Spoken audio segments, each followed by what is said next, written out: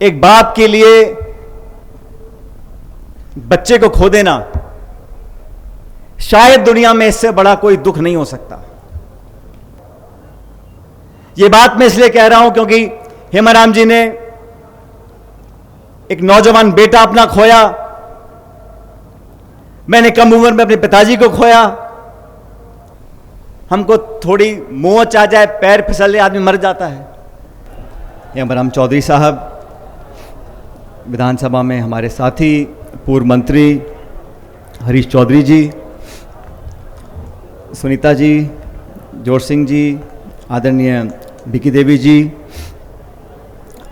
सम्मानीय विजेंद्र साहब, दीपेंद्र सिंह जी, मुरारी मीणा जी, रायन चौधरी जी, गोड़ा साहब, खिलाड़ी बैरवा जी, रूपराम मेघवाल साहब, पद्माराम जी, वीरेंद्र चौधरी जी, जी.आर. खटाना साहब, पी.आर. मीणा जी, हरीश मीणा जी, राकेश पारिक साहब, सभी लोगों का नाम मैं इसलिए ले रहा हूँ कि आज के कार्यक्रम में राजस्थान का शायद कोई हिस्सा बचा होगा जहाँ से हेमाराम जी और उनके परिवार को संबल और सम्मान देने के लिए हमारे साथीगण आज बाड़मेर नहीं आए हैं। वेद सोलंकी जी, गिरिराज मलिंगा जी, सुरेश मोदी साहब, सभी विधायकगण, राम निवास गावड़िया जी, मुकेश भाकर साहब, इंद्राज गुर्जर जी,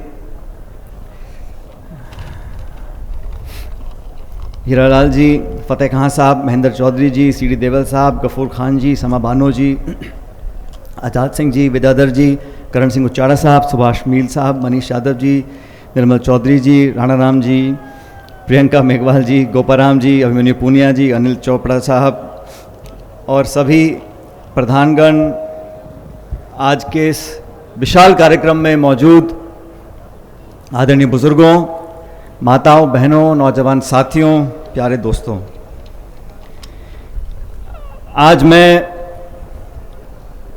आप सबका बहुत बहुत धन्यवाद देना चाहता हूं कि आप सभी लोगों ने इतनी बड़ी तादाद में इस भीषण गर्मी में, तपती धूप में आप सब यहाँ पर आज इस खूबसूरत कार्यक्रम के गवाह बने।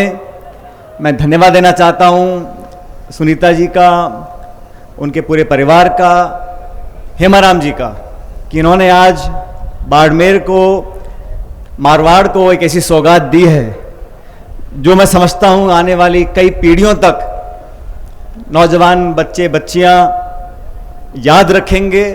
और एक मिसाल आपने आज कायम की है। हेमाराम जी के बारे में सभी वक्ताओं ने अपनी अपनी बात रखी और जितने हम सब लोग मंच पे बैठे हैं उससे ज़्यादा अच्छी तरह से हेमाराम जी को आप जानते हो।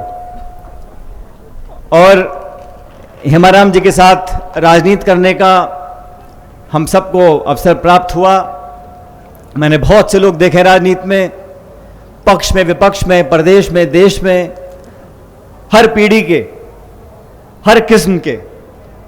लेकिन मुझे कहने में कोई संकोच नहीं है कि राजस्थान के अलावा देश में इस प्रकार का राजनेता बहुत कम पैदा हुआ है जिसने अपने कार्यशैली से, अपने विनम्र स्वभाव से, अपनी बोली से उन लोगों का मन भी जीता जो उनके विरोध में खड़े होते थे। अपनों को साथ लेना बहुत आसान है, लेकिन जो विरोधियों का मन जीत लेता है वही लोग असली मायने में राजनीति करते हैं देश में और एक आयाम कायम करते हैं। तो मैं यहां पर आज बहुत खुश हूं कि स्वर्गीय वीरेंद्र जी के नाम पर जो ये हॉस्टल बना है, 80-85 कमरों का बना है, जिसका लोकार्पण हमने किया, उनकी मूर्ति की स्थापना हुई है। और इस परिवार ने जो कुछ किया, मैं समझता हूं कि एक परिवार के 2, 5, 10 लोग नहीं कर सकते। जब तक उस परिवार के पीछे लाखों लाख आप जैसे लोग नहीं खड़े हो, किसी परिवार की हिम्मत नहीं होती। हम सब दान पुण्य करते हैं, हम सब अपने घरवालों से प्यार करते हैं, लेकिन सामाजिक चेतना जगाने के लिए, इतिहास कायम करने के लिए जिस संकल्प शक्ति की जरूरत होती है वो आप लोगों की प्रेरणा से आता है। इस लोकतंत्र में जनता की ताकत को हम लोग आंकते हैं सिर्फ मतदान के दिन। लोकतंत्र है, बटन दबाएंगे, मशीन बोलेगी, हारेंगे जीतेंगे। लेकिन लोकतंत्र में आवाम की जो ताकत है वो लगातार 5 साल तक काम करती है। और इस देश की राजनीति में भावना और जज्बात बहुत महत्वपूर्ण है। यह बात मैं इसलिए कह रहा हूं क्योंकि हेमाराम जी ने एक नौजवान बेटा अपना खोया, मैंने कम उम्र में अपने पिताजी को खोया, लेकिन उस चुनौती के समय में जनता का सहायता, संबल, सहयोग, प्यार और आशीर्वाद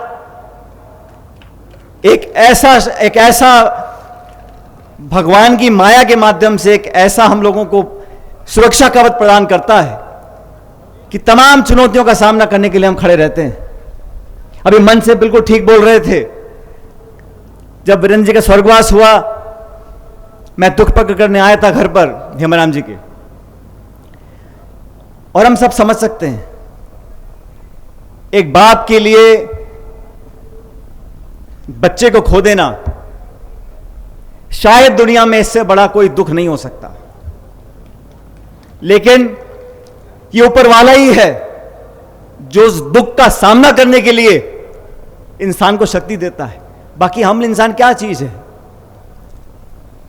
हमको थोड़ी मोच आ जाए, पैर फिसल जाए, आदमी मर जाता है। छोटी सी चीज में आदमी खुश हो जाता है, दुखी हो जाता है। लेकिन इतने बड़े विराट दुख का सामना करने की ताकत परमपिता परमेश्वर देता है। और वो कैसे देता है? ईश्वर को किसी ने देखा नहीं, लेकिन मन में जो शक्ति पैदा होती है वो भगवान जनता के माध्यम से देता है। इसीलिए मैं आप लोगों का, बारमेड़ की जनता का बार बार साधुवाद करना चाहता हूं, धन्यवाद करना चाहता हूं। साथियों, इतने बड़ा हादसा होने के बाद स्वाभाविक रूप से हेमाराम जी ने कुछ समय तक सामाजिक मिलना जुलना, राजनीतिक गतिविधियां कम कर रखी थी। उस वक्त हम विपक्ष में थे और हमारी पार्टी की बहुत करारी हार हुई थी 2013 के चुनाव में। 15 में, 16 में, 17 में धीरे धीरे मैंने कई बार निवेदन किया हेमाराम जी को। और उस वक्त मैं कांग्रेस पार्टी का अध्यक्ष था, तो अध्यक्ष के नाते मैं हेमाराम जी से उम्र में बहुत कम, मेरी उम्र बहुत कम है उनसे, लेकिन मैं अध्यक्ष था। तो मैंने उनको निर्देशित किया, मैंने कहा आपको जयपुर आना पड़ेगा। तो हेमाराम जी मना तो करते नहीं फोन पे, हाँ हाँ करके रख दिया फोन। मैं जोधपुर गया घर पे, और अगले दिन मैंने एक जयपुर में एक मीटिंग रखी थी सभी वरिष्ठ नेताओं की। तो मैंने कहा मैं जोधपुर से कार से जा रहा हूँ, अब मेरे साथ चलिएगा। उन्होंने कहा आज मैं जा नहीं पाऊंगा, कुछ उन्होंने बात बताई। तो मैंने कहा कल मीटिंग आपको आना है। तो हेमाराम जी का मैं आ जाऊंगा। अब 2 साल से अपने घर से निकले नहीं थे, तो मुझे विश्वास ही नहीं हुआ। मैंने कहा आप नहीं आने वाले हो। उन्होंने कहा मैं आपको वचन देता हूँ, मैं कल आ जाऊंगा जयपुर। और वो दिन है, मुझे याद है, मेरे ख्याल में हेमा जी बात कर रहा था, जिस दिन नोटबंदी हुई थी, नोटबंदी का दिन था। हेमाराम जी जयपुर में आए, मेरे घर पे मैंने खाना रखा था, सब नेताओं से मुलाकात करी। और उस दिन उन्होंने वो सीमा लांघी जब वो घर से बाहर निकलकर दोबारा जनता में, पार्टी में, नेताओं से, लोगों से मिलना शुरू किया। और फिर बाद में उन्होंने मुड़कर नहीं